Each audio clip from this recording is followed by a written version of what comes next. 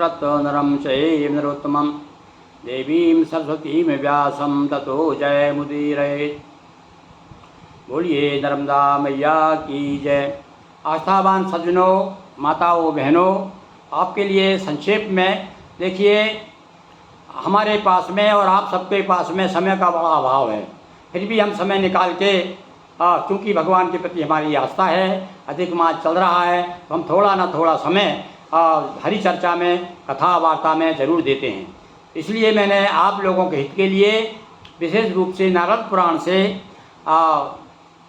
अधिक मास की कथा लेकर के आया हूँ। और आज विगत एक अध्याय से लेकर के आज 9वें अध्याय तक आ गए हैं हम। ये आज 9वें अध्याय में वही कथा हम आगे बढ़ाते हैं। आपको हमने कल बताया था कि किस प्रकार से बड़ी दुखी होकर के वो जीवन यापन करती है मेधावी ऋषि की पुत्री।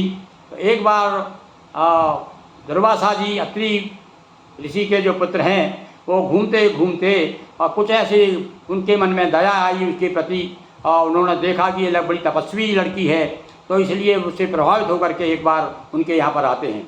पुत्री देख करके दुर्वासा जी को बड़ा स्वागत सत्कार करती है और अपने आश्रम में बिठालती है और उनके चरण धोती है। और जिस प्रकार से अतिथि का स्वागत किया जाता है, इस प्रकार से स्वागत करती है और हाथ जोड़ करके निवेदन करती है, महाराज मैं बड़ी दुखी हूँ और अब तो स्थिति है कि मैं मर जाना चाहती हूँ। अरे मेरी उम्र देखिए आप, ऐसा ना हो मैं पथभ्रष्ट हो जाऊँ। और सारे लोग बड़े मेरे आसपास के मैं जब देखती हूँ तो बार बार मन में आता है कि देखिए मैं क्या मेरे भाग्य में कोई पति नहीं है, क्या मुझे जीवन भर कुंवारी ही रहना पड़ेगा। नाना प्रकार से अपने दुख को जो है दुर्वासा जी के सामने प्रस्तुत करती है।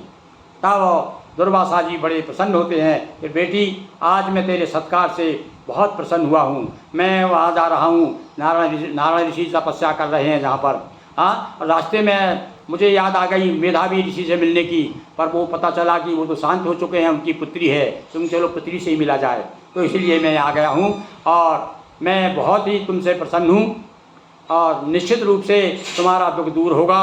ऐसा कह करके कई प्रकार से दुर्वासा ऋषि उस मेधावी ऋषि की पुत्री को जो बहुत दुखी है उसे सांत्वना देते हैं। तो यहाँ तक कि आज की कथा इस अध्याय में 9वें अध्याय में केवल दुर्वासा ऋषि से सांत्वना देते हैं और ये अध्याय समाप्त होता है। इसके बाद 10वें अध्याय में हम ये प्रसंग आगे बताएंगे कि किस प्रकार से दुर्वासा जी और उस पुत्री का कहना चाहिए वार्तालाप होता है और आशीर्वाद किस प्रकार से प्राप्त होता है। यह कथा हम आगे के अध्याय में सुनेंगे। बोलिए वृंदावन कृष्ण चंद्र की जय, उमापति महादेव की जय, नर्मदा मैया जी की जय। हर हर महादेव शंभो।